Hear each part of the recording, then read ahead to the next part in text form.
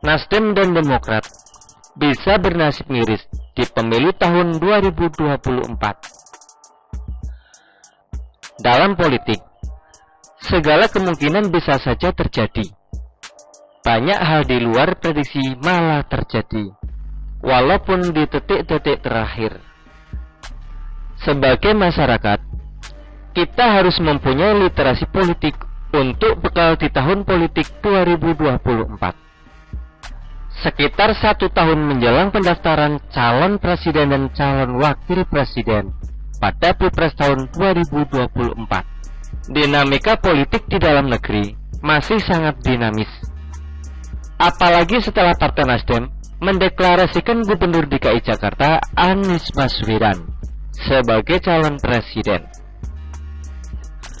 Langkah Nasdem yang telah mendeklarasikan Capres 2024 dinilai nekat dan penuh dengan resiko.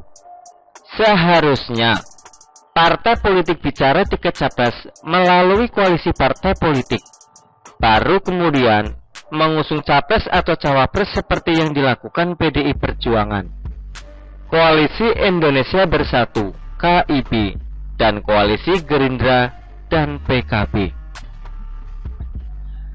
Sekarang ini Nasdem mempunyai 59 kursi legislatif dan telah mencalonkan Anies Baswedan sebagai capresnya.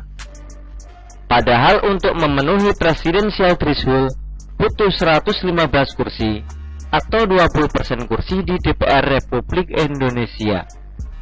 Dengan kata lain, Nasdem pasti membutuhkan partai lain untuk berkoalisi. Anggap saja koalisi Nasdem mengarah ke Partai Demokrat yang punya 54 kursi, dengan AHY sebagai capres atau cawapres.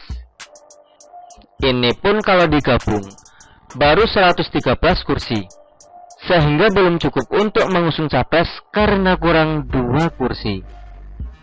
Partai Nasdem dan Demokrat masih butuh 1 partai untuk melengkapi presidensial threshold 115 kursi, dan mengarah ke PKS untuk melengkapinya. Lalu PKS mendapat apa kalau capres-cawapresnya Anies dengan AHY? Selanjutnya, Pilpres tahun 2024 dilaksanakan bersamaan dengan pemilu legislatif Pileg tahun 2024 pada tanggal 14 Februari 2024. Akan ada efek ekor jas, kontel efek, bagi partai politik yang waktunya pada posisi capres atau cawapres. Akibatnya, bisa saja PKS tidak lolos di parliamentary threshold 4% karena tidak mengusung kadernya di capres atau cawapres tahun 2024. Sedangkan PKS mempersiapkan Salim Assegaf dan Ahmad Saihu sebagai calonnya. PKS akan mencari koalisi yang memungkinkan kadernya menjadi capres atau cawapres. Peluang untuk PKS ini mengarah untuk bergabung dengan Koalisi Indonesia Bersatu atau KIB dengan kalkulasi suara Golkar 85 kursi, PAN 44 kursi, P3 19 kursi, dan PKS 50 kursi, sehingga total 198 kursi. Bisa jadi capresnya Airlangga, Ketua Umum Golkar, dan cawapresnya Ahmad Saihu, Presiden PKS, dan Partai Islam bisa berkumpul di koalisi ini. Langkah pemerintah Jokowi jika melakukan reshuffle kabinet dari 3 kader Nasdem, yakni Menteri Pertanian, Menteri Kominfo, dan Menteri Kehutanan LH, maka formasi kabinet bisa saja memberikan warna baru.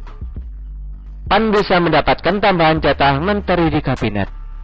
Selain Menteri Perdagangan, maka PAN bisa ditambah jatah Menteri Kehutanan LH. Atau P3, selain Menteri Bappenas ditambah Menteri Agama. Atau jika terjadi keajaiban yang merupakan kejutan politik, misalnya PKS bergabung ke koalisi pemerintah, bisa mendapatkan jatah Menteri Pertanian dan Menteri Kominfo. Dari peta politik tersebut, dinamika konfigurasi politik bisa mengarah ke 3 poros pada Pilpres tahun 2024. Pertama, poros PDI Perjuangan 128 kursi. Kedua, koalisi Gerindra dengan PKB. Gerindra 78 kursi, PKB 58 kursi, dengan total 136 kursi. Poros ketiga adalah KIB, Golkar 85 kursi, PKS 50 kursi, PAN 44 kursi, P3 19 kursi, sehingga total 198 kursi.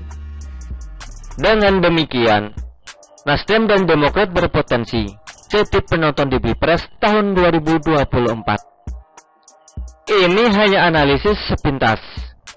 Realitas politiknya ya harus ditunggu sampai dengan tahun depan.